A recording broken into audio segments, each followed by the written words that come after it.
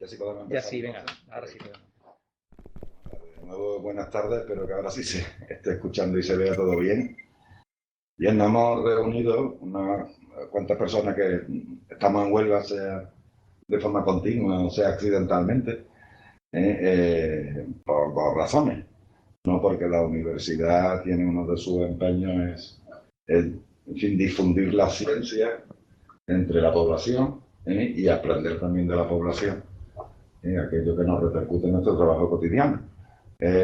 Y por otra parte, por una razón de oportunidad que se llama COVID, una enfermedad que nos ha atemorizado al menos.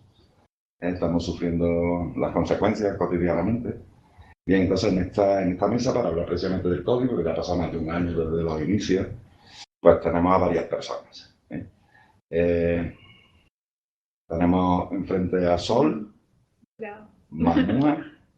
Les digo que el apellido es complejo. Para mí, si me lo digo mal. Sol Manúa. Segundo nombre. Sol Manúa. Sol Manúa, eso, segundo nombre, perdón. Ella es estudiante de máster en la Universidad de Huelva, pero no es española de origen, bueno, sino colombiana de origen, con lo cual tiene su experiencia. ¿Vale? Víctor, que es un propietario de un restaurante, en fin, con mucho éxito ahora en Huelva, porque si no reserva, hay un dato importante, ¿no? Para saber si algo tiene éxito, que es que si no reservas con antelación en un fin de semana, en un fin de semana no tendrás más. Nadie, de verdad. Eso tendría que oír. Tú eres Enrique Morán, periodista de Huelva Información durante muchos años. Y claro, los medios de comunicación tienen mucha importancia a la hora no solo de hablar de una pandemia, de los datos estadísticos, sino también de formación de la población, ¿no? Esto también informativo importante. Y representando a la universidad en una faceta de dirección de actividades relacionadas con la investigación y en fin, con un medio cultural determinado, pues tenemos a José Enrique, y yo mismo, que representaría al microbiólogo, al profesor de ciencia, que por razón también de su profesión, pues está vinculado con el COVID, ¿no? Bien, esta es la intención de la mesa redonda, es hablar libremente, cada uno que cuente su experiencia, desde que se inició la pandemia, y que tengamos también una labor formativa. Quiero decir, si vemos que se han hecho cosas bien, decimos por qué, o creemos que se han hecho cosas mal, decimos la razón, ¿vale? Porque evidentemente solo expresándonos, ¿vale? Podremos hacernos entender, evidentemente, ¿no? Sin límites. A veces los límites los ponemos nosotros mismos, ¿no? Nos ponemos unos autolímites, una autocensura, no siempre es conveniente. Si os parece bien, empezamos por la persona más joven, que creo que no tengo duda, que es Sol. Y Sol, tú has venido, tú eres colombiana de origen, ¿vale? Llegaste a España para eso, para hacer un máster y tal, pero también tu familia es portuguesa o vive en Portugal. Bien, ok. En fin, tú has tenido un recorrido en distintos países, has tenido inconvenientes con el COVID, te han puesto problemas. Bueno, yo han llegué... exigido, no sé, vacunas, pasaportes especiales, no sé. Bueno, en mi caso yo llegué a Europa hace un año. Llegué a Barcelona, donde vive mi hermana. Y me cogió ahí la pandemia. Estuve con mis abuelos durante esos 4 o 5 meses, muy encerrados. Y después abrieron un poco las fronteras y pude viajar a Portugal, donde estaba mi madre. En este momento en Portugal estaba muy bajo el contagio a diferencia de España, entonces ellos por eso están allá, fueron al principio ya. Y luego ya, bueno, me presenté para la maestría aquí en Huelva y pude llegar. Como de restricciones, siempre viajando, no tanto como el test, pero sí formularios y un poco extraño, ¿no? Ese asunto de decir si uno ha tenido o no los síntomas en estos unos 10 días antes y si ha tenido contacto con algún positivo y no más. No exigían PCRs. No, en ese momento no. Sin embargo, tú te has hecho por cuenta propia algún tipo de test para asegurarte de que no estabas contagiada o algo así. ¿Te ha costado trabajo? ¿Te has tenido que pagar? Sí, pues afortunadamente tengo un seguro de salud de Sanitas que me cubrió un año y no es que sea muy barato, que digamos, o sea, que ha sido un poco costoso y cubre 2 test de antígenos por mes. Entonces, siempre que uno tiene como la duda, puede acercarse pues a la clínica y hacer ese test. Sí, para todos los que me están escuchando, la forma de saber si hemos interaccionado con el virus, hay varias maneras de hacerlo. Pues había un test de anticuerpos que en su momento se hizo en la universidad, lo hicimos en la universidad. El anticuerpos no es malo, pero bueno, tiene una margen de error bastante alto. Hay un test de antígenos que también tiene la virtud de que se resuelve en unos 10-15 minutos, que lo que mide es si hay proteínas víricas dentro de nuestro cuerpo. Vale, y después hay una PCR, una técnica PCR que es mucho más compleja, que para darte un resultado pues necesita 1, 2 varios días. Y eso es mucho más costoso. Es mucho más costoso, es mucho más complejo. Además se necesita personal muy bien formado técnicamente, porque la técnica es compleja, es difícil. Bien, es verdad que en otros países, por ejemplo, el test de antígeno se difundió mucho, tanto que podías ir a una farmacia y comprar el test de antígeno sin hacer, pero tú, en el fondo es parecido a ese test de embarazo, se hace, ¿no? Una cosa muy parecida. Sin embargo, aquí se pidió en España, todavía creo que no se ha abierto la posibilidad, se está hablando de ello, de que en las farmacias se venda el test de antígeno. Creo que solo Madrid en su momento difundió el test de antígenos. ¿Vale? Pero en fin, aunque en 10-15 minutos tiene su margen de error. La PCR no tiene tanto margen de error, salvo por error del investigador, del técnico. Pero en fin, es muy barato y muy rápido, que es una de sus cualidades, ¿no? Bien, después tu sensación personal aquí en España de cómo ves las cosas. No sé si ves miedo, si ves restricciones. Sí, bueno, en España y también en mi país, ¿no? Que tengo como esa visión también de qué ha pasado allá. Colombia. En Colombia, sí. Y siempre es como esa sensación de que tanto los políticos, ¿no? Y todas estas medidas y las personas que están responsables de indicar qué hacer a la población no saben tampoco muy bien qué está pasando, cómo manejar el asunto y que muchas veces se sale de control, ¿no? Entonces hay algunas restricciones que uno diría que son lógicas, pero hay otras que simplemente no tienen lógica. Entonces, por ejemplo, en mi país hay restricciones muy fuertes, pero, por ejemplo, hubo 2 días sin IVA, que era supuestamente para activar un poco la economía, que hizo que la gente se enloqueciera en las calles comprando sin ninguna medida. Entonces es como...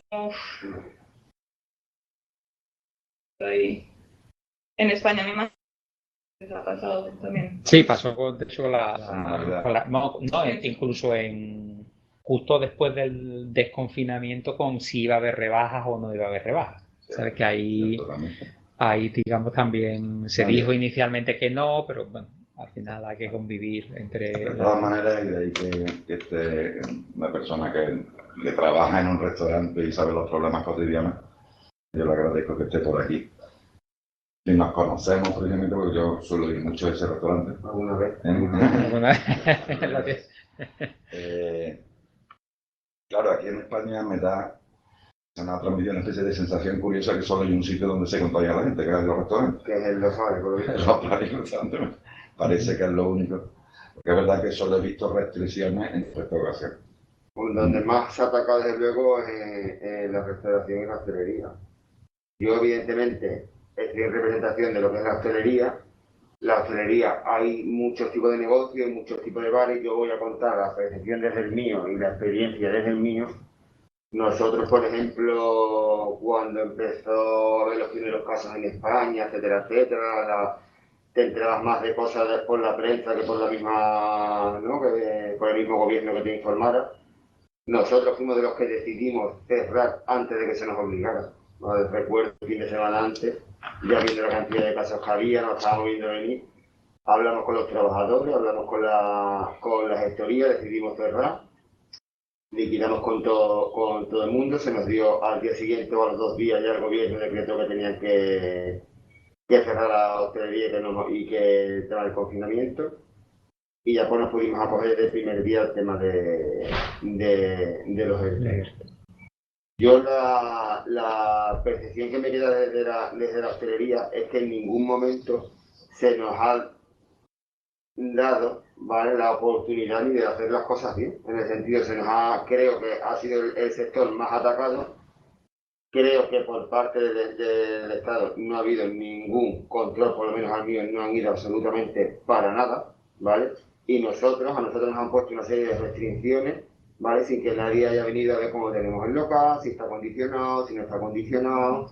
Y se reporta, por ejemplo, también el tema de los horarios, de que te avisan de una semana para otra, ahora subes hasta las 8, ahora vas hasta las 6, y yo resulta que tengo que cerrar a lo mejor a las 6, y no entiendo que se puedan quedar en el mismo parque que tengo grupos de chavales, de gente mayor, de todas las edades, porque de todas las edades, hasta las 10 o las 11 de la noche, que era el toque de queda. Entonces, si a mí me pones una serie de medidas, como que tengo que tener a las personas a 1,5 metros y tengo la posibilidad, porque tenemos una terraza inmensa, de ponerlas a 3 metros en vez de 1,5 metros, de poner las mesas más separadas, de poner las mesas más grandes para que incluso los comensales estén más lejos unos de otros.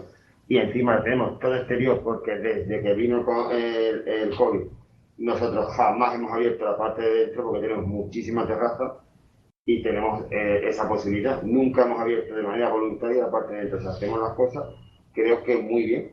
Entonces, no entendemos que cuando tú te pasa una cosa así, ¿vale?, que evidentemente ni te la ves venir, ¿vale?, entendemos que a lo mejor el primer mes, el segundo mes, el tercer mes, el cuarto, las decisiones sean un poco locas, que las decisiones sean un poco desacertadas, que hagan las cosas intentando o creyendo que las haces bien y a lo mejor te equivocas, pero después de un año, por ejemplo con la hostelería, se ve el mismo ataque, por lo visto se sigue contagiando la gente de la hostelería, se sigue el horario que recortan siempre, es el de la hostelería, porque es lo no básico, y luego tú puedes ir a un supermercado, que no entiende como una cosa básica, pero también puedes ir a un Leroy Merlin y te llega la cola hasta la parte de la madera, que son colas inmensas, y tienes a 30 centímetros adelante, a 40 atrás, si le dices al de atrás que se separe, que llame hipocondríaco, no, tú estás luego de la cabeza, ¿no? Y en un bar te contagias, en otro sitio no.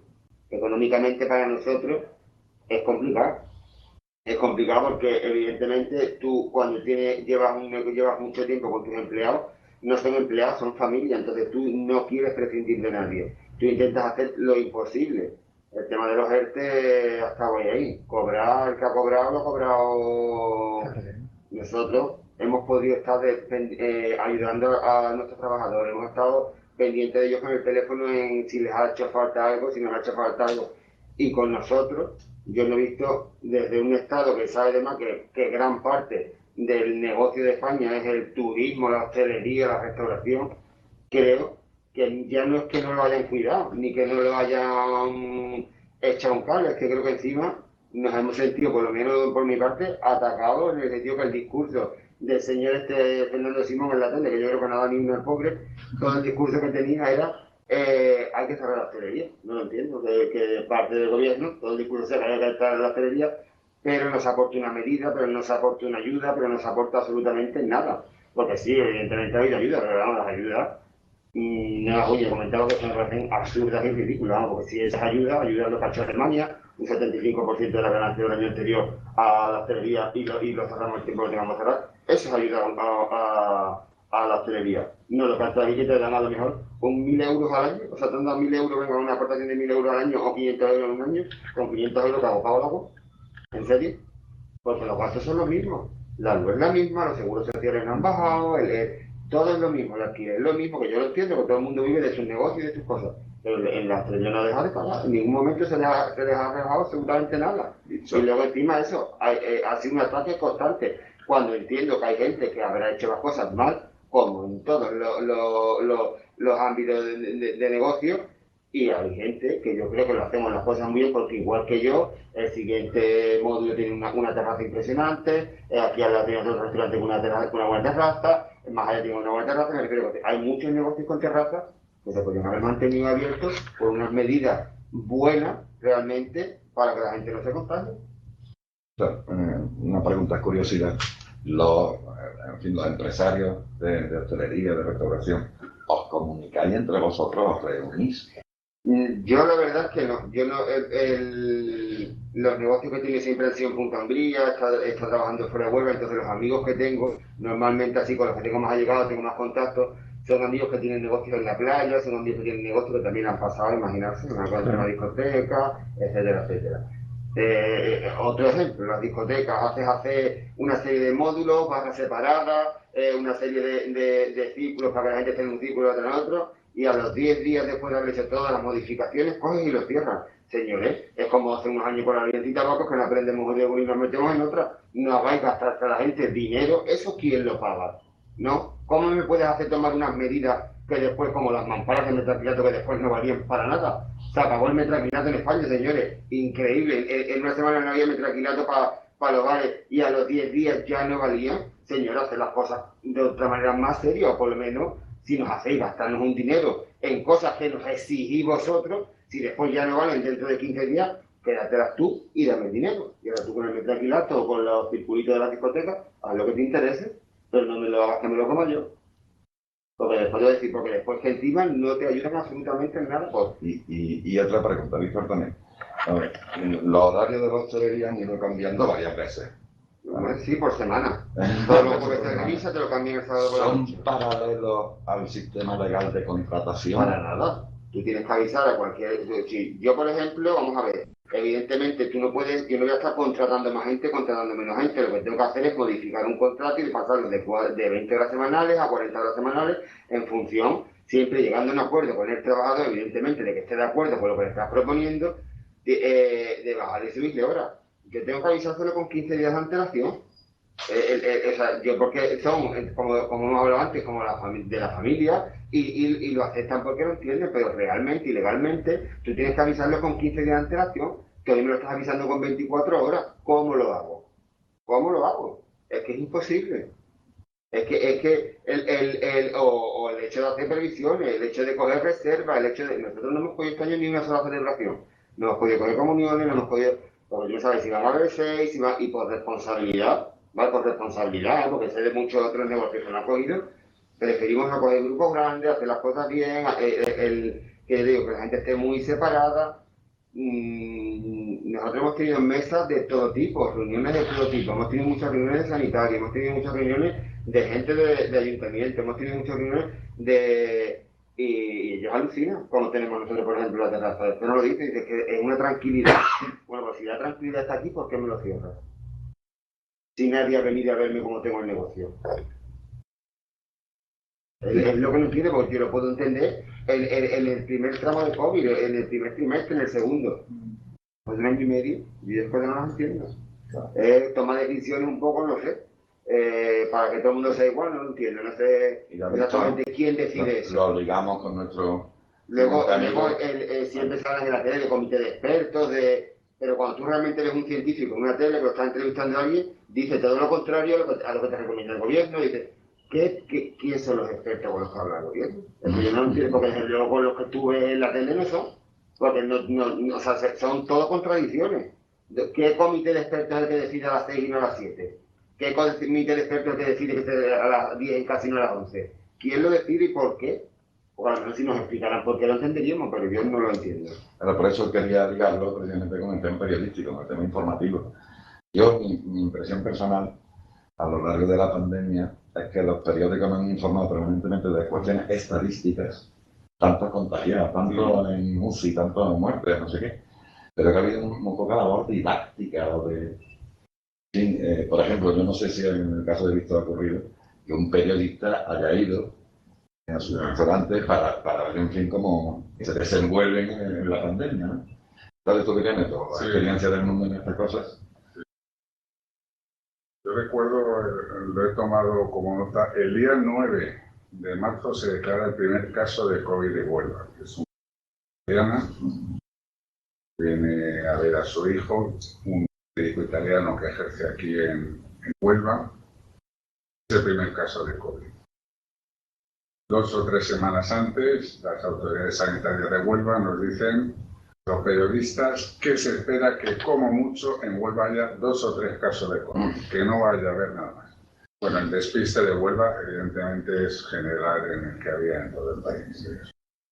Eso es así. Sin embargo, ya el 30 de marzo había ya 34 fallecidos os digo que realmente en ese momento las autoridades yo creo que estaban como pollos sin cabeza, ¿no?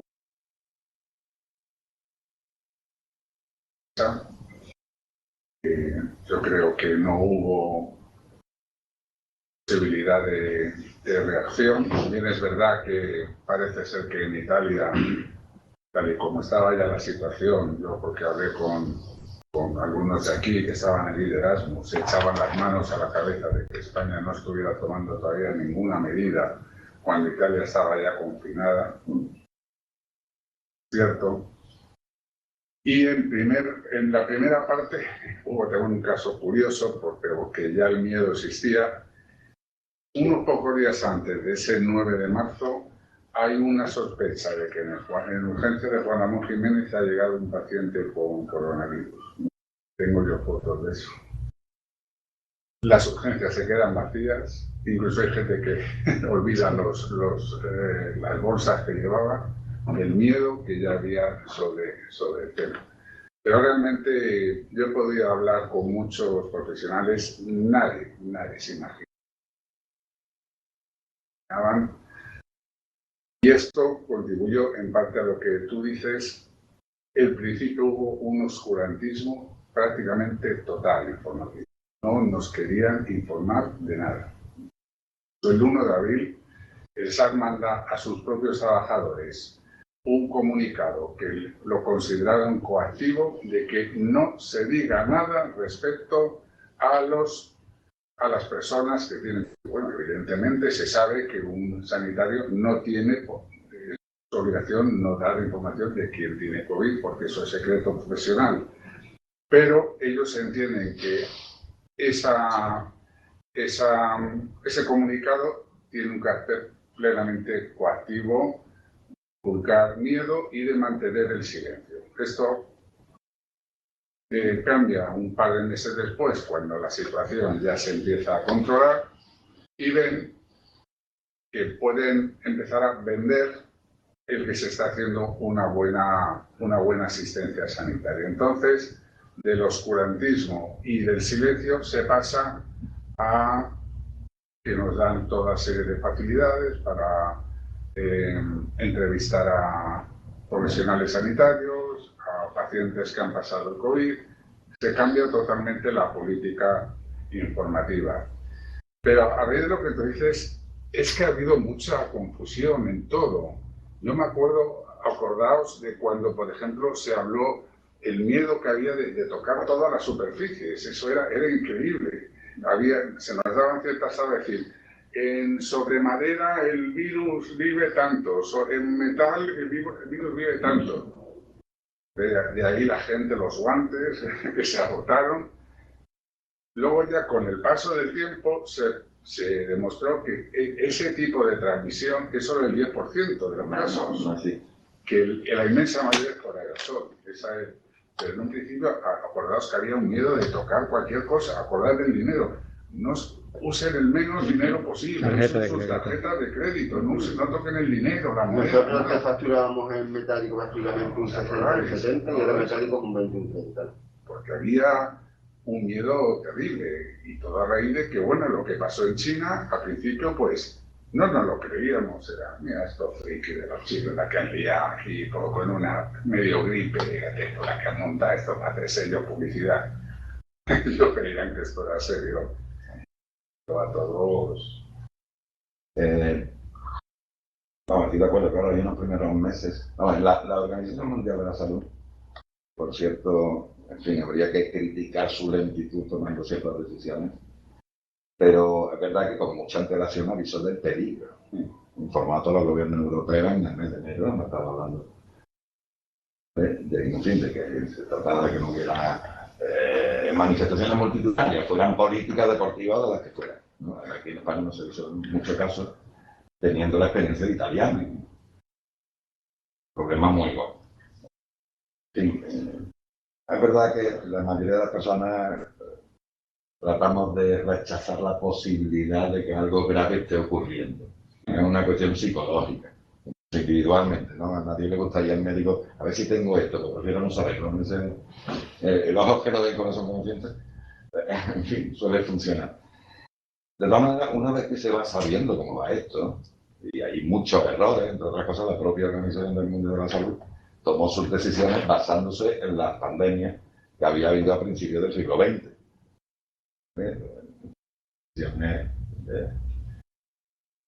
No fueron acertadas, pero en cualquier caso lo que no se dijo que eran decisiones basadas no en esta pandemia, sino en otras cosas. Y es verdad que también salieron datos falsos respecto, por ejemplo, a lo que te estaba comentando sobre los contactos. Lo último que yo haya leído al respecto en publicación científica es que no ha habido ni un solo caso en todo el mundo de contagio por contacto, ni un solo caso. Un solo caso en todo el mundo. ¿Vale? Se había demostrado, ¿no? Pero bueno, seguimos viendo en muchos restaurantes, en muchos sitios, la desinfección. Es que sigue siendo exigible en normativa, me refiero, que no es decir que no... O sea, que el tema de la desinfección de las sillas y de las mesas te lo siguen exigiendo. Sí, sí. O sea, que no puede estar demostrado que no eso, pero aquí en la normativa que siguen que lo sigan haciendo. Que lo desinfectes con hidroalcohol, lejía, cualquier tipo de desinfectante. Claro. Que te lo siguen pidiendo. Vamos, que bueno, que tampoco va a estar por limpio. Me refiero. Que No. Que no es... Pero que no por no desinfectarte la mesa te bajamos a oficialmente vas a coger COVID. No, pues puedes coger otra cosa, me explico. Ciertos desinfectantes son tóxicos, también hay que tener cuidado con ellos, ¿no? En cualquier caso, como te decía antes, la ciencia ha ido aportando muchos datos. Es verdad que esos datos no se transmiten a la población a través de los gestores políticos, es cierto. Pero claro, hay una responsabilidad desde mi punto de vista.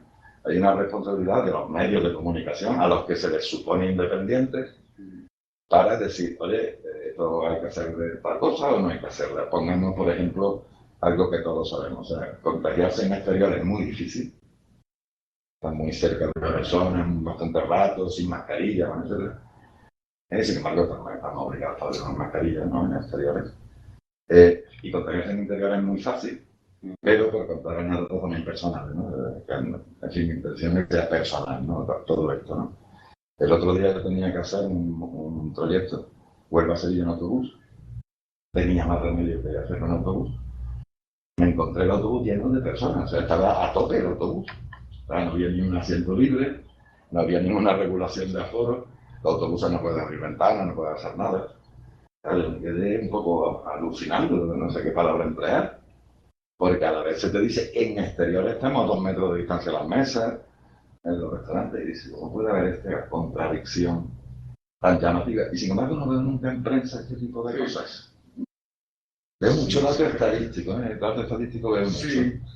Pero cosas formativas. Eso sí es verdad que la administración sí lo hizo bien. Creo que a partir de mayo ellos ya abren su página en la que hay un recuento pormenorizado por todos los municipios de Andalucía de cómo va evolucionando la pandemia. Ahí ya sí hay un cambio, lo que tú dices, más que nada estadístico.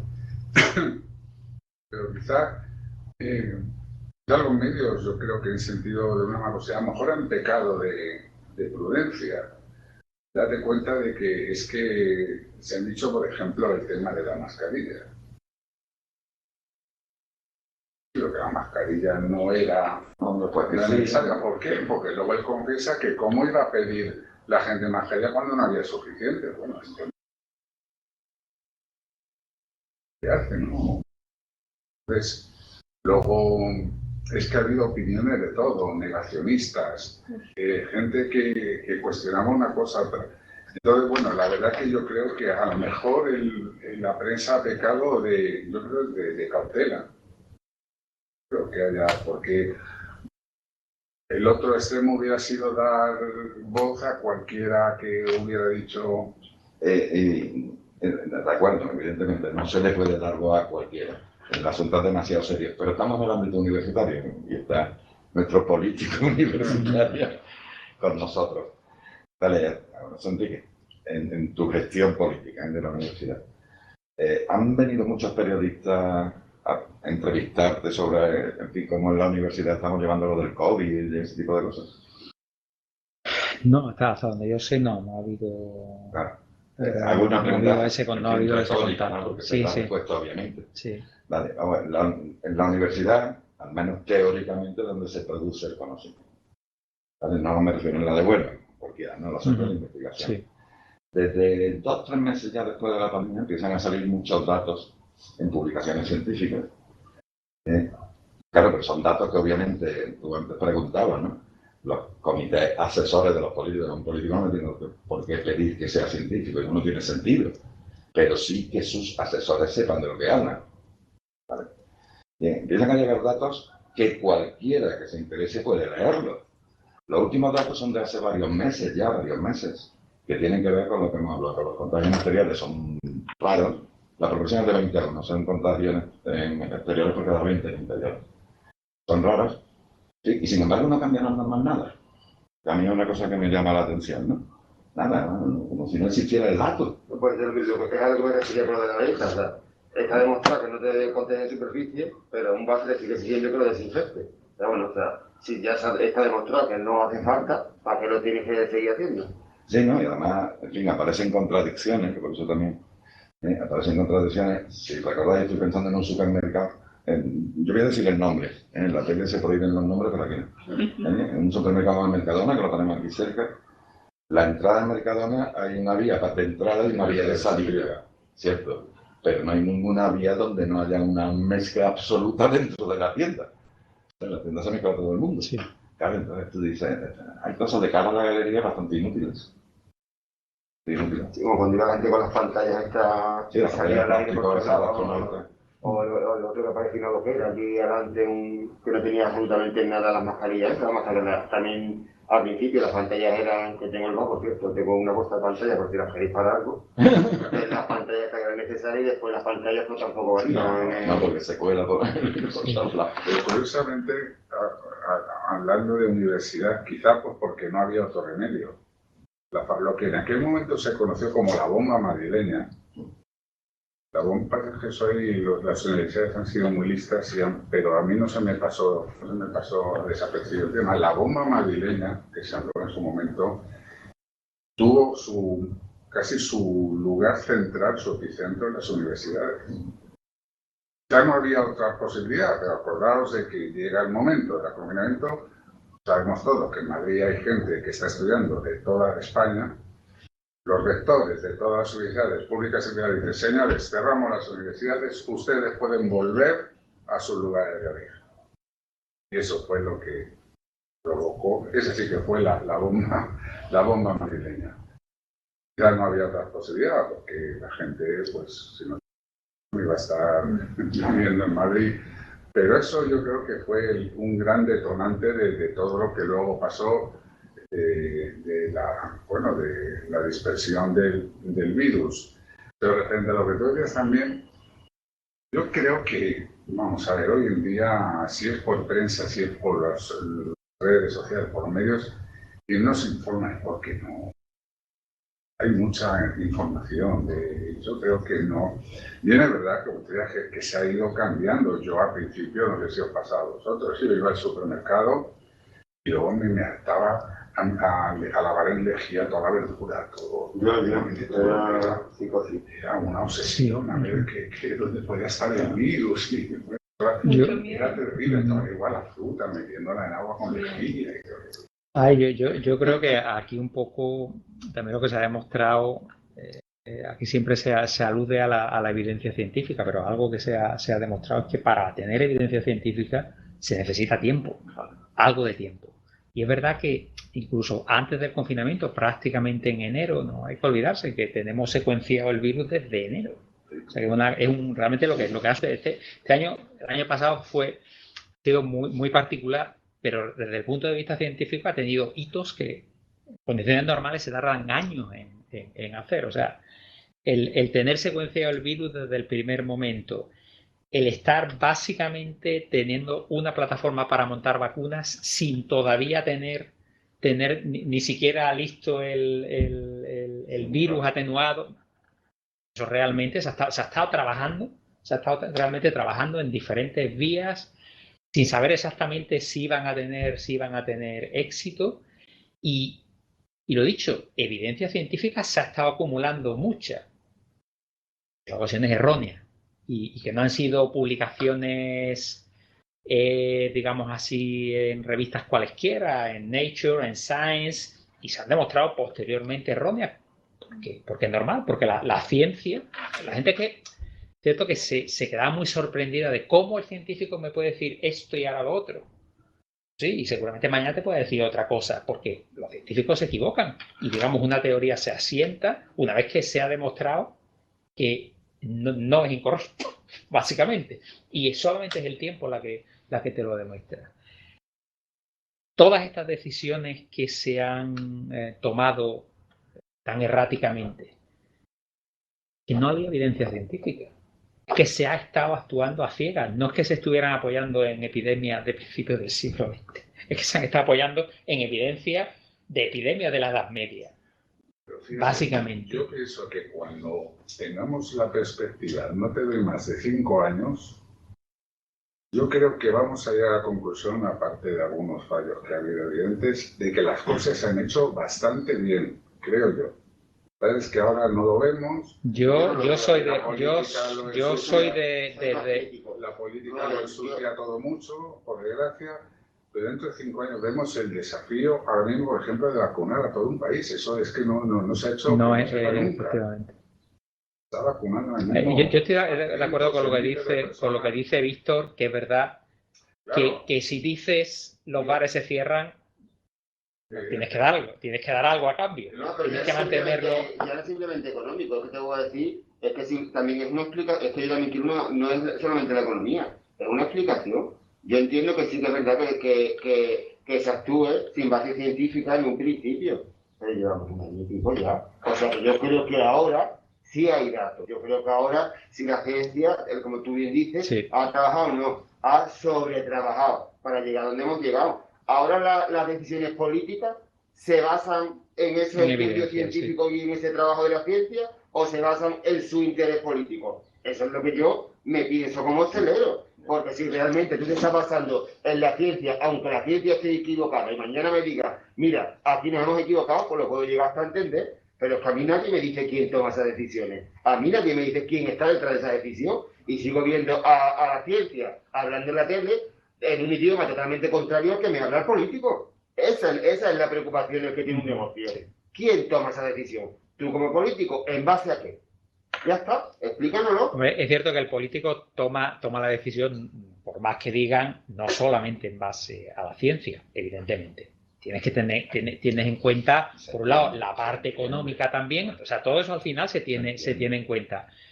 Y estoy de acuerdo en que, bueno, que es verdad que en muchas ocasiones las decisiones son complicadas de entender, porque es verdad que se está diciendo que se apoyan exclusivamente en la ciencia y obviamente no es así, porque no puede ser así, porque hay una componente científica. Si habla con todos los sectores de la tele, que son grandes profesionales, pero bueno, cada uno da su opinión. Yo entiendo que un virólogo que sería, pues a lo mejor que nos enterráramos otros 6 meses y ya se acabó el problema. Bueno, yo no lo he escuchado, yo tampoco he escuchado eso de ningún virólogo. Es que cuando los virólogos decían que había habido prácticas que están en el exterior, los políticos era cuando cerraban parques y me metían para adentro. O sea que es que no voy por ahí, es que es totalmente lo contrario. La opinión de los científicos, yo llevo registrando los datos científicos y lo llevo haciendo desde que empezó la pandemia. ¿Vale? ¿Cuántos meses ha llevado ese parque presentado? Algo de lo que José Enrique estaba comentando.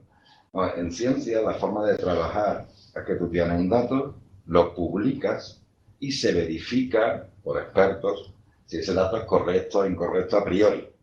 Vale, con lo del COVID, como ha ido la cosa, en fin, como ha ido tan rápida, tan violenta, tan agresiva. Ha ido sobre la marcha. Ha ido sobre la marcha. Ese proceso de revisión. Cosas sin revisión. Sin revisión. ¿Vale? Sí. Sin revisión. Bien. Pero esas cosas, las que eran ciertas, han seguido evolucionando y las que no eran reales se han quedado en el camino. ¿Os acordáis cuando decían que en verano prácticamente el virus iba a desaparecer? Y prácticamente ocurrió. Bueno, sí, claro, hasta que ocurrió. De hecho, prácticamente hubo un mes en Huelva Que no hubo casos. no hubo casos. El COVID estuvo erradicado. Entonces, desde hace ya varios, podría decir, hace 6 meses como mínimo, se sabe que la mayoría de los contagios se producen en interiores, por eso se llaman aerosoles, gotitas invisibles, pero que también te puedes contagiar cara a cara cuando estás muy cerca de una persona por saliva, gotitas de saliva, lo voy a llamar así. ¿Vale? Bien. Eso ocurre también en exteriores si estás en contacto con una persona muy próxima y tal. Eso se sabe desde hace muchos meses. Se recomienda, no solo a nivel del Centro de Enfermedades Contagiosas de Estados Unidos, la propia OMS lo acepta, lo recomienda el Consejo Superior de Investigaciones Científicas en España, en fin, organismos muy serios. Se recomienda una cosa muy sencilla. Vigila el sistema de ventilación de cualquier local interior, sea una oficina, sea un supermercado, cualquier tipo de tienda, un restaurante, lo que sea, vigílalo. Pon sensores de CO2, esto nosotros lo muestra la cámara. Esto es un sensor de CO2, ¿vale? Esto vale 90 euros a 100 euros, no es precisamente caro. Entonces esto es lo que me da una medida del CO2. El CO2 es un gas que producimos al respirar, pulsamos. Y en ese gas se encuentra en la calle también, es parte de la atmósfera, ¿no? Vale, entonces en la calle, si yo bajara con este aparatito a la calle, tendríamos unos valores en torno a 400. Observar que estamos en una sala y tenemos 450. Bien. Vale, se recomendó que los locales adquirieran algo de esto para que vigilaran su ventilación. Recuerda, no se ha hecho ninguna, y mucho menos obligatorio, o sea, pero la recomendación ni ha llegado. Yo quiero decir en alto que el restaurante que gestiona el sensor de CO2 en la parte interior, se recomendó después, siguiente parte, se recomendó de que tú podías renovar el sistema de circulación de aire a través del aire acondicionado, se hiciera, ¿vale? Y hay unas reglas para hacerlo bien, ese tipo de cosas, ¿no? No se hizo obligatorio, fue voluntario y muchos ni lo saben. ¿Vale? Muchos ni lo saben. Se recomendó que en caso de que no pudiera renovar ese aire, en fin, dificultades, al menos incluyeras purificadores de aire con los famosos filtros EPA, filtros de alta eficacia, de alta eficiencia. Vemos de pronto en los periódicos que las asociaciones de padres de muchos colegios compran filtros EPA por su cuenta. Y en algunas comunidades autónomas, que ahora hablaremos también de esto, de las comunidades autónomas, en algunas comunidades autónomas les dicen, oye, es que no podéis comprar estos filtros porque los tenemos que homologar. O sea, hay un problema de carácter administrativo. Claro, y tú dices, vamos a ver, un gobierno no solo debe prohibir el sector político, sino que debe fomentar medidas preventivas, ¿vale? Y eso se hace mediante educación, ¿vale? Y después tiene que tener una labor de vigilancia. La labor de vigilancia no es ponerle una multa, perdona que sea claro, a una persona que va andando sola por el campo porque no lleva mascarilla, que es un poco absurdo. La labor de vigilancia consiste, oye, llégate a las oficinas, a las tiendas, no sé qué, el inspector laboral de turno que mida la ventilación y le diga a esta tienda, oiga, arreglen ustedes esto porque es peligroso tener unos niveles de ventilación. Eso no se ha hecho en absoluto. En absoluto. ¿Vale? Y además hemos visto muchas contradicciones en el transmisor, en el elemento de transmisión entre el gobierno de la nación y los ciudadanos. Porque hemos oído, esta pandemia no va a ser importante, no usen mascarilla, si la usen, no la usen, ahora vuelvo a repetir que ya es hora de que nos la quitamos, que en pocos días nos la vamos a quitar. En fin, hemos visto el cambio de opinión. Cambio de opinión en un primer mes de pandemia lo comprendo perfectamente. Pero no a un año y pico después con todos los datos que hay sobre la mesa. Pongo un ejemplo. A ver, se ha dicho, por ejemplo, y se está prohibido que se fume, como un ejemplo muy tonto, que se fume en terrazas al aire libre a menos de 2 metros. Argumento, porque el fumador cuando fuma sopla, echa el aire fuera. Y el hablador, y prohibido cantar cumpleaños feliz, prohibido suspirar. Sí, si el argumento es el de soplar, la prohibición no ha lugar con el tabaco.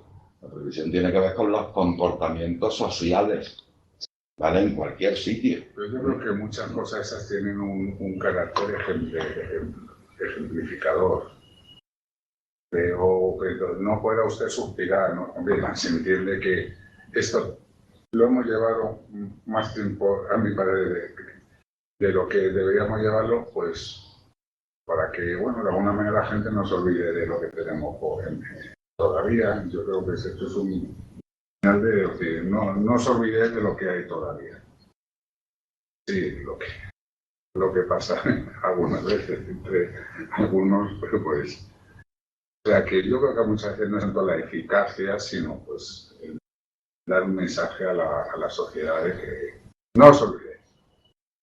Sí, un mensaje además que sea sencillo de recordar. Claro. Entonces es verdad que aquí lo más fácil es decir no fumar, porque digamos obviamente eso es controlable, ¿de acuerdo? Entonces en ese sentido, pues, estoy de acuerdo con lo que dice Enrique, que efectivamente en ciertas medidas, ¿no?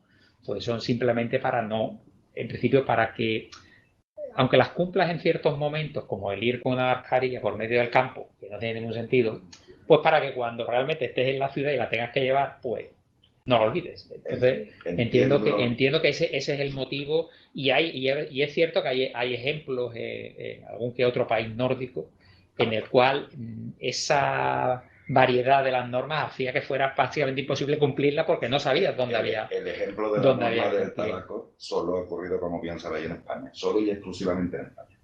O sea, no hay ningún país europeo. Además, no va a salir un poco que tú se como norma que sí te vale como ejemplo, porque después todo el mundo criminaliza que está fumando. Porque además, claro, eso es. Y eso ahora todo el mundo es. La parte ejemplo sí. de la que hablaba. Una señora sola, que cuando tú la conoces, Concha, que viene con la perra, se sienta en una esquina de Ramos, que ella es hipocondríaca, lo siguiente, ha sido sanitaria, está jubilada. Y ella no se pone, vamos, la mesa tiene que estar, no os exagero, 10 metros de la mesa más cercana, o sea que vamos a atenderla casi que con patines. Sí. Y esa mujer fuma, ¿vale? Fuma sola, viene sola con su perro. Y había otra señora que estaba en la otra punta del bar, pero a la otra punta le quedaba donde quedábamos, imposible casi, que era bien, y me dijo, mira, aquella señora ahí está fumando. Y la señora es que ni un huracán le va a traer el humo aquel para acá y le va a... ¿Sabéis? Muchas veces también ese tipo de normas que después si te pones a cantar, tocar las palmas y a sí. esto, pero es un poco también lo de la criminalización que ha habido, digamos, un poco con los jóvenes, ¿no? Que al final parecía que todo al final era debido a los jóvenes. Bueno, lo mismo que además, bueno, en fin, las noticias que salen en el telediario de gente haciendo fiestas, pero algunas veces que tú lo ves y dices, mira lo que están sacando, que bueno, que eran 3 chavales que se están tomando un cubata allí sentado, hombre. Algunas veces es verdad que se ha llegado a un extremo que un poco también ha ido en ese sentido de que no se nos olvide. Pero es verdad que ha habido ocasiones en que se ha criminalizado y se ha focalizado tanto en los... Y yo creo que no ha sido para tanto. En cualquier tipo de edad. En cualquier tipo de edad, evidentemente. Por ejemplo, dentro de tenemos una edad media alta, el 90%, 95% de los clientes muy bien. Claro, hay algunos que pero hay algunos. Me refiero a la hora de cumplir las normas y a la hora de... Claro. Que al fin y al cabo son normas que no pongo yo, que me ponen a mí y yo lo único que tengo que hacer es que se cumplan dentro de mi negocio. Local, efectivamente. Pero hay personas de contestación de... A mí me mata ya un resfriado que más me da que me coge el COVID, ¿sabes? Claro. Como diciendo no me limpio la mesa, claro. No me... A mí la impresión... No podemos estar 8 en una mesa, porque claro. Lo decido yo, ¿no? Me dicen que son 6, son 6. Hay una cosa también muy importante y muy decisiva, porque esto sí que ha cambiado con respecto a lo que ocurría hace 10 o 15 años, se llaman redes sociales. La influencia de las redes sociales es brutal, ¿vale? Pero hay que separar evidentemente la información verificada, seria, de la información tipo opinión. La opinión es muy libre, pero no se puede convertir en norma. Crear símbolos, por ejemplo, lo del tabaco que estamos hablando antes, es muy peligroso. O sea, los símbolos son muy peligrosos. Hace poco, si lo habéis leído, alguien decía que se huele a tabaco donde sea, te puedes contagiar. Bueno, primero, eso es mentira, obviamente. Y segundo, el concepto de los aerosoles no tiene sentido en exteriores. El concepto de aerosoles tiene solo sentido en interiores. Pero luego ha habido otra fake que mucha gente se ha creído que el tabaco tenía un carácter preventivo. Sí, no es que haya habido que algún neumólogo incluso lo ha apoyado. No, es que está publicado. Eso está publicado. Y es de verdad que el tabaco no es un factor, ha sorprendido que no es un factor de riesgo para que el COVID se esté ensayando más en los fumadores. Eso es verdad. No. pensaban que siendo una cosa que afecta que a los fumadores les iba a machacar el COVID. No está siendo el fake no es fake, pero está publicado. Está diciendo que el tabaco incluso ha sido beneficioso. Sí, y no es fake. Otra cosa es que no esté totalmente demostrado. Claro que no. Vale, claro, está publicado. Pero está publicado. Si fumen ustedes, eso es imposible. Claro, pero está publicado. Y el dato publicado es tan simple como este. Vamos, la población española, el 35% aproximadamente son fumadores, en personas adultas. Vale, tú esperas que de los enfermos de COVID, si el tabaco es indiferente, pues el 35% de los enfermos sean fumadores. La misma proporción. No ha habido exactamente. Si es perjudicial, esperas que haya más fumadores que no fumadores. Eso no pasa. Y si es beneficioso, esperas menos fumadores. ¿Vale? Y es lo que ha ocurrido no en España, pues en Corea, en países asiáticos, que había menos fumadores que los promedios de la población total. Lo cual llevó a decir, oye, el tabaco parece proteger del COVID. Claro, eso sí que nadie lo ha demostrado. Claro. O sea, el dato estadístico aún parece. El dato estadístico existe, pero la correlación. Pero la correlación ya sabemos lo que son, ¿no? En fin. Respecto a los símbolos, a mí me da mucho miedo los símbolos porque los utilizan personas en redes sociales. Pero entonces tú no puedes culpabilizar ni a los restaurantes, ni a los jóvenes, ni a los fumadores, ni a Dios sabe qué. Claro, después del chequico enorme que vino después de Navidad. Y en España se abrieron las cosas en Navidad por aquello de, en fin, de la economía. Vale. Y entonces, claro, hubo un pico de contagios y dijeron, claro, es que llegan muchas familias de fuera y tal, y nos contagiamos. A ver, uno no se contagia en su casa como punto de contagio. Tú te contagias en la calle, donde sea, en un bar, en un restaurante, donde sea, en una tienda de juguetes, me da igual. Llegas a tu casa y obviamente se contagia la familia. ¿Vale? Pero el origen del contagio no es la familia. Es la propagación, digamos. Es la propagación. Pero bueno, al caso es lo mismo, ¿no? Raro el día que no había caravana para entrar en el Orea. Vale. Era increíble las colas en las tiendas, no había separación ninguna, no había, y sin embargo los barcos teníamos una medida de yo ahora que se están publicando... Es que era ilógico, totalmente. Ahora que se están publicando las estadísticas, que eso sí que es una cosa en fin que además puede relacionar, porque se publican estadísticas por muchos medios. Bueno, estoy esperando cuál es la respuesta después de que el estado de alarma se haya acabado. Y haya habido manifestaciones juveniles de júbilo tremenda. Y me apostaría una cosa, que no va a haber un... Vamos, me apuesto y me apuesto ahora mismo en público. Yo no apostaría. No te digo grande, no digo que no vaya a haber, claro. Que no vaya a haber un... Hay dos razones. Pico, ¿no? Uno, es complicada cuesta, hay dos razones. Uno, las manifestaciones de exterior son menos peligrosas que las de interior, una razón.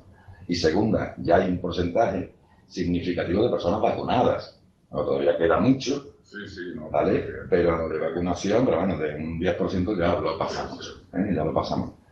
Vale, sobre todo las personas que son más débiles, las personas mayores que como se empezaron a pueden colapsar más el sistema. Y al respecto, vuelvo a hacer una pregunta también a todos. A ver, que yo le llegué a decir a alguien, bueno, por mí mismo, que mira, yo soy persona de poco riesgo, no por edad, que tengo edad para ser de riesgo, sino porque mi vida cotidiana implica no relacionarme con apenas personas. Vale, sin embargo, aquí el orden de vacunación, hay que establecer algunos, ¿se entiende? El orden de vacunación ha sido por edad. Bien. En las empresas, o muchas empresas, han pedido que se les dé permiso para comprar ellos mismos las vacunas y distribuirlas a sus trabajadores. Yo pensaba en algunos, en fin, trabajadores, por ejemplo, de bares, de restaurantes, que están continuamente en contacto con distintos tipos de personas, a los que tienen de forma próxima, pues como es una obviedad, no te tienes que poner el plato, la cerveza, ¿vale? Y sin embargo no han sido en absoluto priorizados. Algo parecido pasó con médicos no hospitalarios. Es decir, un dentista, habrá alguien con más peligro que un dentista que te mete la cabeza en tu boca, ¿vale? Y sin embargo no había una prioridad en función de profesiones que me hubiera parecido lógica. Bueno, hubo una, los sanitarios de hospitales, sí. Son los primeros que se vacunaron. Después vinieron los maestros. Maestros militares y policías. Eso, y policías. Bueno, después vinieron los problemas con los tipos de vacunas, porque los policías no han recibido su segunda dosis, ni los maestros ni tal. Sí. En fin, como después vinieron los problemas. O sea, esta improvisación, más el otro tema, si lo comentamos si queréis, que es que en Andalucía yo tengo una norma, en Extremadura tengo otra, en Castilla-La Mancha tengo otra, en no sé dónde tengo otra. ¿vale? Y en Portugal, ya por tenerlo más cerca incluso que otras regiones españolas, pues tengo otra. Posible que la propia Europa, no digo ya España, no haya normalizado normas. Como sabéis, por ejemplo, la vacuna de AstraZeneca, que genera tanto conflicto, en Dinamarca se prohibió desde hace ya muchos meses, fuera AstraZeneca. En Noruega se prohibió desde hace muchos meses, fuera AstraZeneca. La Unión Europea ha dicho que no compra más AstraZeneca. Lo achacan por problemas comerciales y tal. Tú dices, bueno, pero eso también llega a la población. O sea, ¿qué confianza pones como ciudadano en una cosa que los gobiernos, o al menos algunos gobiernos, rechazan? ¿Vale? A la vez, redes sociales. Oye, se está criticando la AstraZeneca porque como los ingleses han hecho lo del Brexit, de alguna forma hay que castigarlo. ¿Vale? Y la vacuna, en fin, tiene un origen inglés, ¿no? Los suecos, sí. Los suecos. Claro, entonces hay una confusión desde mi punto de vista donde me ha fallado, y lo digo tal cual, no ya los políticos, que no espero a veces demasiado, perdón, pero sí espero de la prensa. Pero por ejemplo en Suecia, ahora mismo la Janssen está prohibida. Sí, sí, claro. ¿Eso qué es? ¿Una medida sanitaria o una...? La Janssen ha dado problemas de muertes por coagulación en Estados Unidos. Qué curioso que en Suecia, que es donde viene la AstraZeneca, prohíben la Janssen. Es que muchas veces digo, bueno, ¿qué criterios...? En Estados Unidos la Janssen ha dado problemas muy parecidos a la AstraZeneca, con números muy pequeños, parecidos muy pequeños. Sí, pero eso ha pasado con todas las que están basadas en adenovirus, ¿no? La ARN. Adenovirus, exactamente. Son las que han dado realmente el problema, ¿no? Son vacunas, en fin, que son muy diferentes técnicamente. De todas maneras, fijaros, tú hablabas del tema de la velocidad. O sea, nunca ha habido más publicaciones de algo con tratamiento. Sí. O sea, yo antes podía leer al principio de ADN todas las que salían. Cuando llevamos imposible, sí. Yo en Science leía los primeros, pero es imposible leer. No podéis imaginar. Pero una vacuna normal tarda 10 años en su desarrollo. Una vacuna normal. Aquí hemos hecho vacunas en un año. Casi pero es que realmente en fase clínica es que las tenías, que no existían. Las de ARN no existían. Y de Moderna no existían, ¿no? No existían, nunca sabía. Magnífica, por cierto, una tecnología fantástica. Pero nuevas, nuevo. Vale, de otras cosas no sabemos, ¿no? Porque hay vacunas chinas, vacunas rusas, vacunas... No, pero sí, nada. Pero hay un punto ahí, es que, bueno, puede ser la tecnología muy buena, pero en una vacuna uno tiene que hacer también un estudio generacional, ¿no? Y eso es tiempo, no es... No, pero aquí sí, pero no es tiempo. Digamos, tú necesitas ahí tiempo en muchas ocasiones porque necesitas muchas pruebas, pero que aquí ya las tienes. Pero digo de que tú te... Digamos a largo plazo, exacto, ¿no? De efectos a largo plazo. Obviamente, la fase 2 y 3 de vacunación, donde ya se usan a muchas personas, sí. ¿Vale? Eso hace muy larga, claro, porque se estudia en a medio largo plazo. Pero lo cierto es que están siendo eficaces. Sí, de momento. Quiero decir, los datos que tenemos ahora son eficaces, porque dan inmunidad al menos unos meses. Porque claro, más allá de unos meses no lo sabemos. No lo sabemos. Que no da tiempo. ¿Vale? Y es verdad que se ha puesto en balance, yo eso lo puedo saber. Tú dices, oye, prefiero vacunarme con cierto riesgo porque no se saben los efectos a medio y largo plazo, o no vacunarme. Claro, ante lo que pasó, sobre todo por la última ola que tuvimos después de Navidad, lo que pasó, dice, oye, cuidado, tío, que este virus no ha colapsado los hospitales, porque los hospitales en España estaban colapsados. Colapsados. Se entiende que se toma una precaución. Fue el segundo momento peor. El primero fue la primera ola. Primero hubo pocos contagios, pero muchas muertes. Como en cualquier otro sitio, a mí me han comentado que había momentos que ellos pensaban que no iban a poder dar abasto, que se les iba de las manos el tema. Fue tan terrible, me imagino que Huelva, al horno crematorio de Huelva venían fallecidos de Madrid, porque en Madrid no daban abasto a todos los agentes de muertos. Aquí en el crematorio venían cadáveres de Madrid para eso. Bueno, situaciones absolutamente... Y la muerte en soledad. De las residencias. Que es muy duro, ¿eh? La muerte en soledad sin despedirte de los tuyos es muy duro. Y esto me lleva, fijaros, de las críticas. ¿Recordáis? Hay una novela de Albert Camus que se llama La peste, ¿vale? Que esto es de los años 40.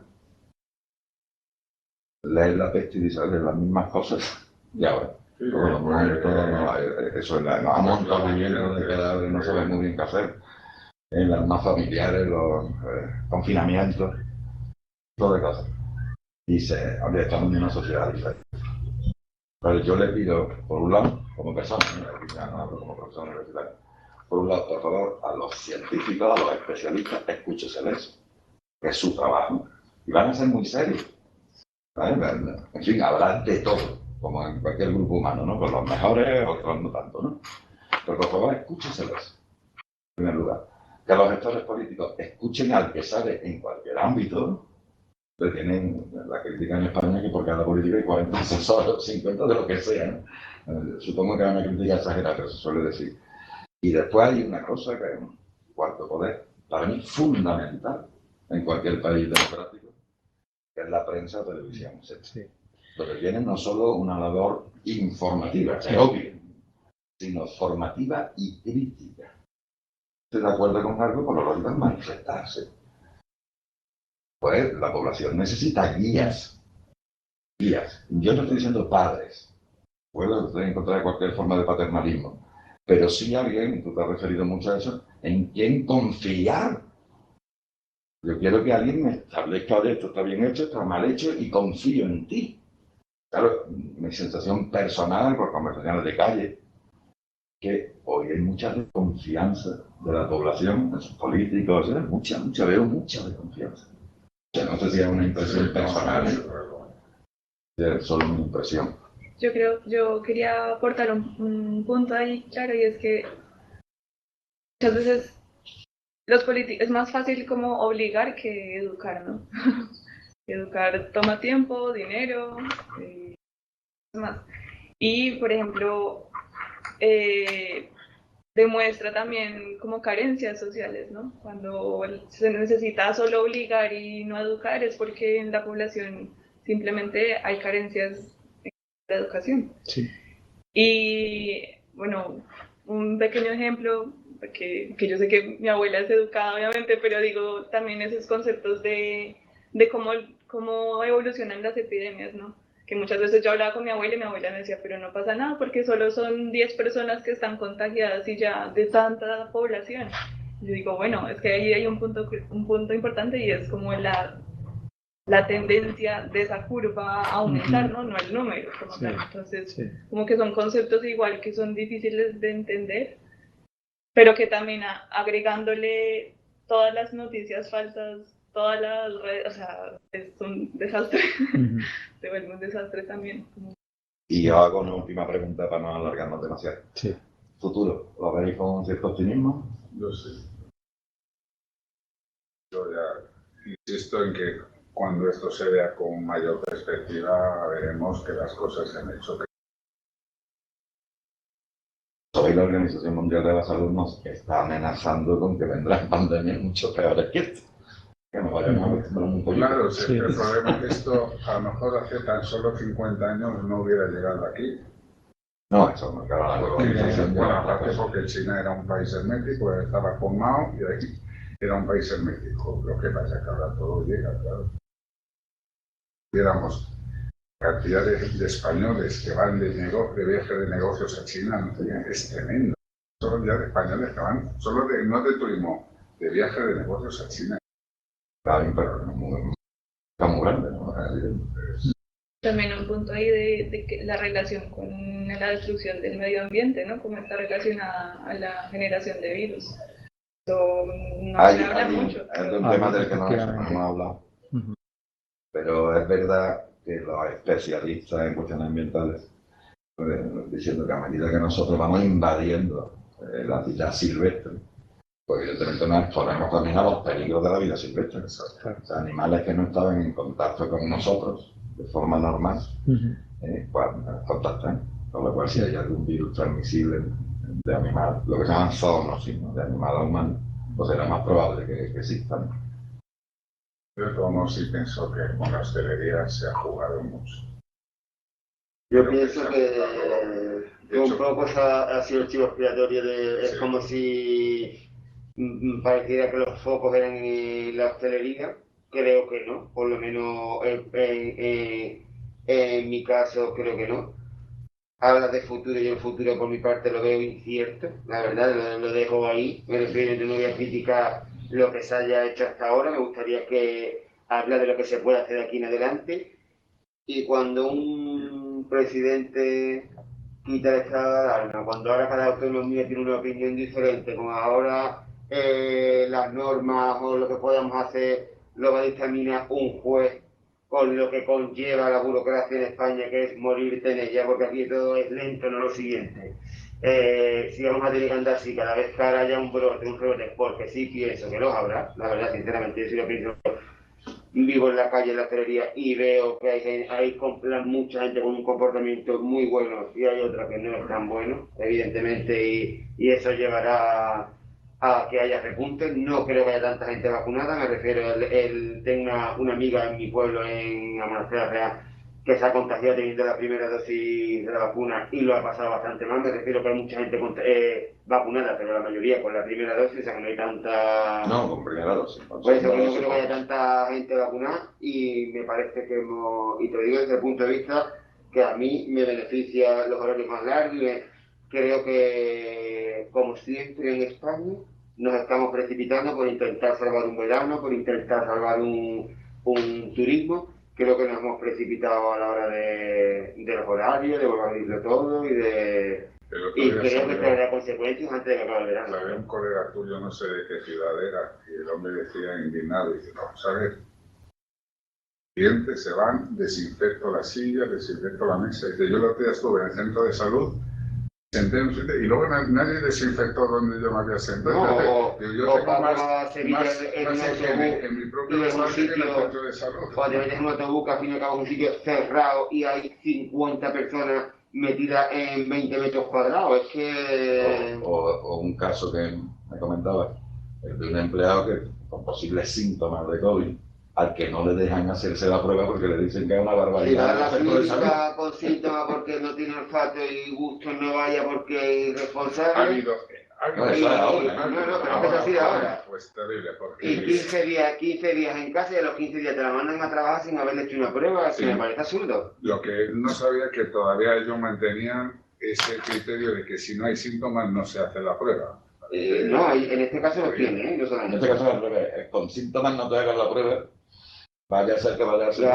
Porque he tenido varios trabajadores que evidentemente todos tenemos familia, todos tenemos un día de descanso, estás aquí, estás allí. La cuestión que tengo varios trabajadores que los han tenido en cuarentena sin síntomas, bueno, que es asintomático por haber estado en contacto con algún positivo, y en función del centro de salud que le toque, el criterio es totalmente diferente. Me parece un poco, de verdad. O sea, claro, no está hablando de todavía. Estoy hablando de este mes. Me parece un poco, la verdad, que después de un año y medio todavía no sepamos con qué criterio tenemos que actuar con una persona que ha estado en contacto con un positivo, vamos a ver, no digo que sea erróneo o no erróneo, pero por lo menos que sea igual en un centro de salud que el de otro. No que a uno le han mandado a hacer una PCR y al otro le han dado de baja 10 días, y a los 10 días para casa, sin haber hecho prueba ninguna. Los dos en el mismo contacto, ¿eh? No es normal. La verdad que, pese a ello, sí es verdad que lo que han hecho los sanitarios a nivel general raya la ética en este.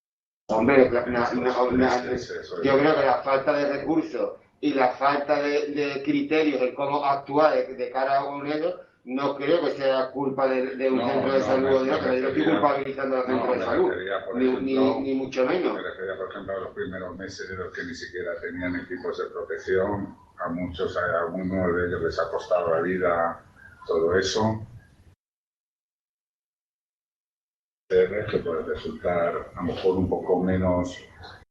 Bueno, en microbiología de Juan Ramón no tenía capacidad para hacerla. Se mandaban a Granada, luego se mandaban a Sevilla, y ya a partir de qué momento, pero toda la verdad con bastante premura, se empiezan a hacer en Juan Ramón, luego también en el Río Tinto, y ya por último en el Infante. Sí, de hecho con equipos aquí de la universidad, en algún momento. Cuando la gente se pone a hacer mascarillas en su casa, cuando la gente se pone a hacer batas en su casa para mandarse al centro de salud, cuando las compras de material sanitario en España se han hecho como se han hecho, que ha sido un desastre, ¿vale? Te voy a decir, Sí. por mucho que podamos, ha sido un desastre, es que es la verdad, hemos comprado equipos a China que nos hemos gastado 1 millones cuando venían aquí, no estaban homologados, no valían. Empresas españolas han salido en la tele, que no creo que vayan a salir así a la tele públicamente, mintiendo nosotros vendemos mascarillas, las tenemos que vender fuera, vendemos petróleo, los tenemos que vender fuera porque en España no nos lo compran.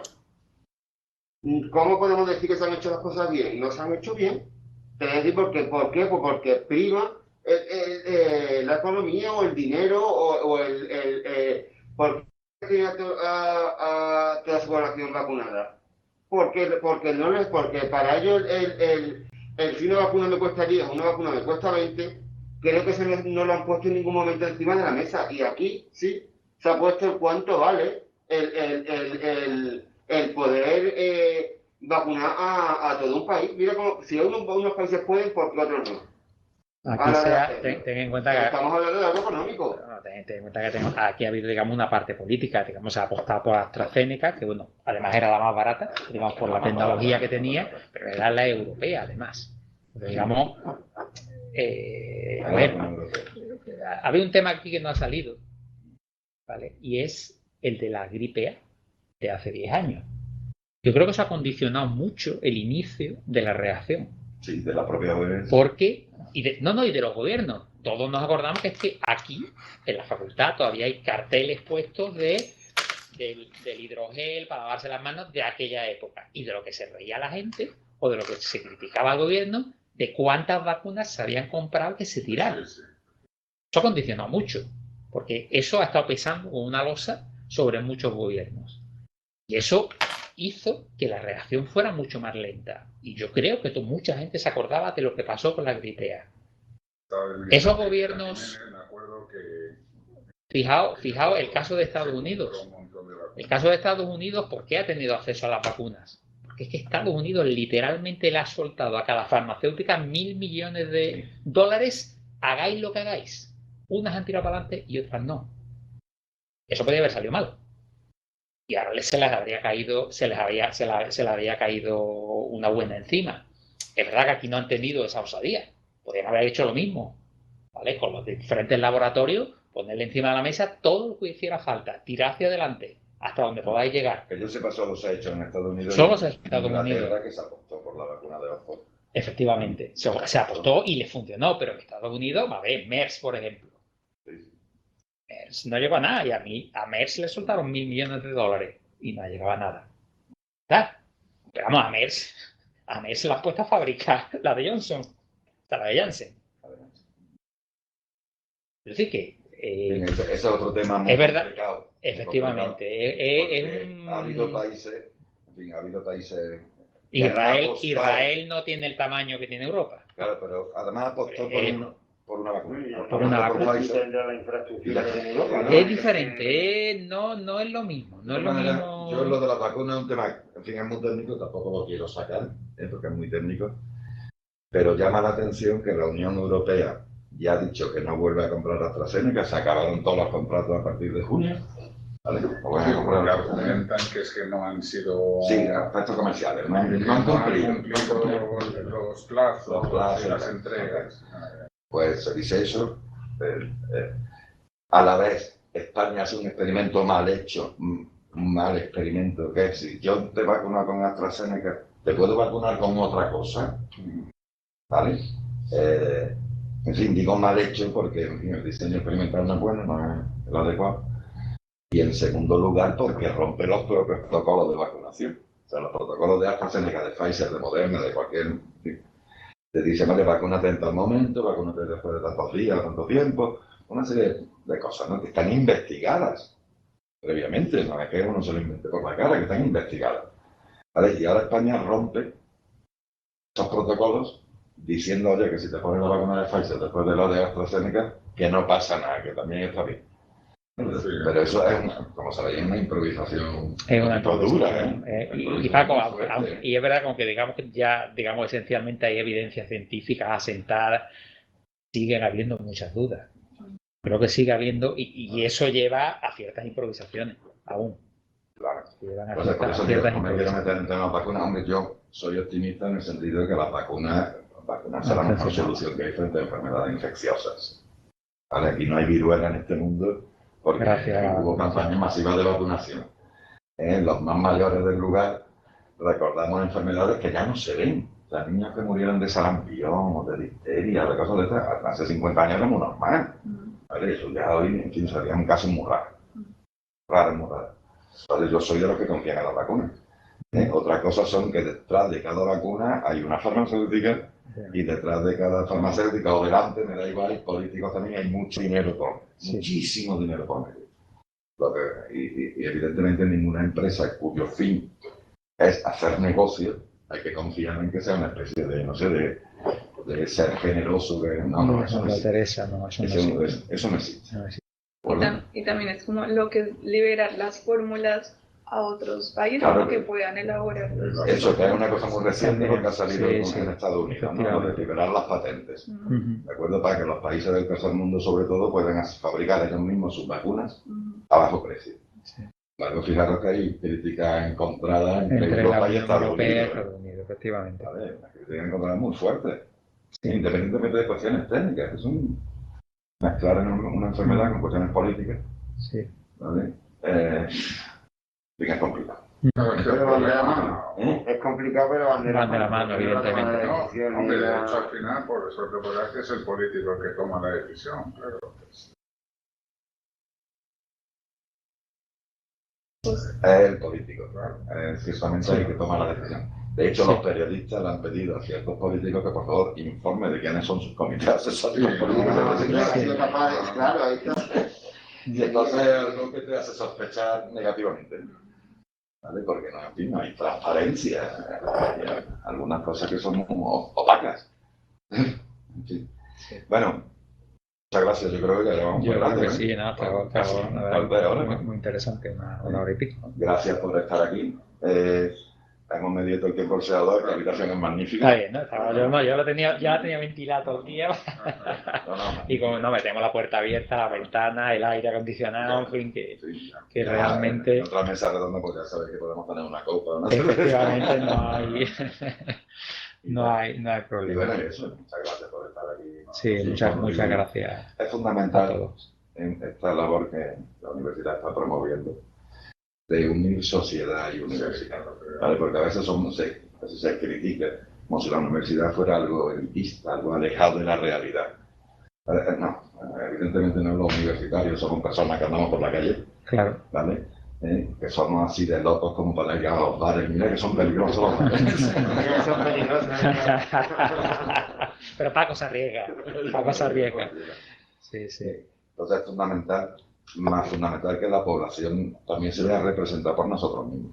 Porque tu problema, Víctor, que tú comentabas, tu visión, es una visión que estoy seguro que comparte muchas personas, y muchas personas que no conocían. Yo hablo de mi experiencia, que dentro de lo que cabe, como tú sabes, tenemos una trama súper grande y hemos llevado la pandemia muy bien. Me refiero que nosotros, incluso cuando nos han recortado los horarios, la verdad que la gente ha respondido muy bien, funcionamos muy bien.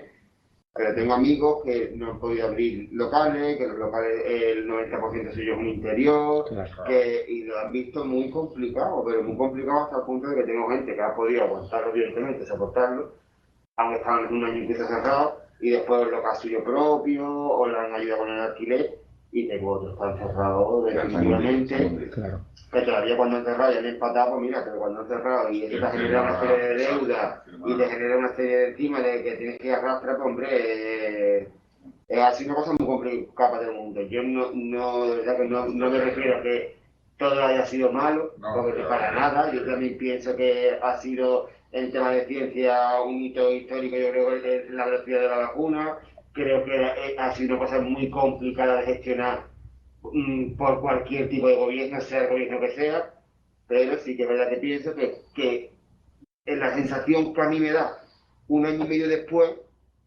creo que por parte incluso a lo mejor de la gente más del día a día, sí creo que hemos aprendido algo, pero creo que después el discurso que nos da de arriba es como que si no se hubiera aprendido, ¿no? Es que no sé cómo la sensación mía es de si mañana nos viniera otra, nos coge por sorpresa otra vez. ¿Sabes lo que quiero decir o no? Que no...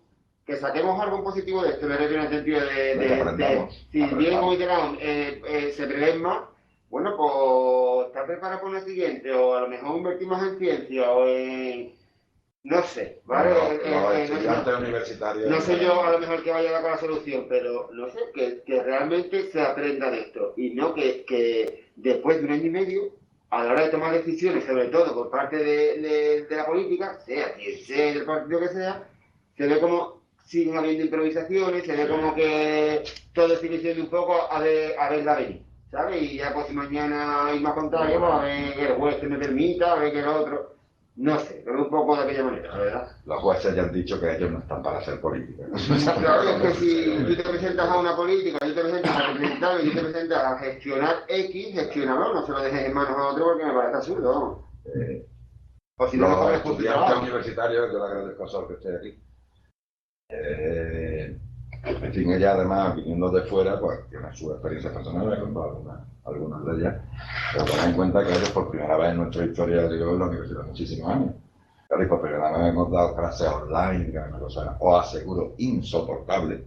Lo digo tal cual, necesaria, pero terrible. O sea, la sensación de que tú tienes de hablarle a un ordenador, tú le estás hablando a un ordenador, una camarita, una webcam que tiene un ordenador, y los alumnos, en fin, a veces responden y a veces los alumnos te ponen una foto.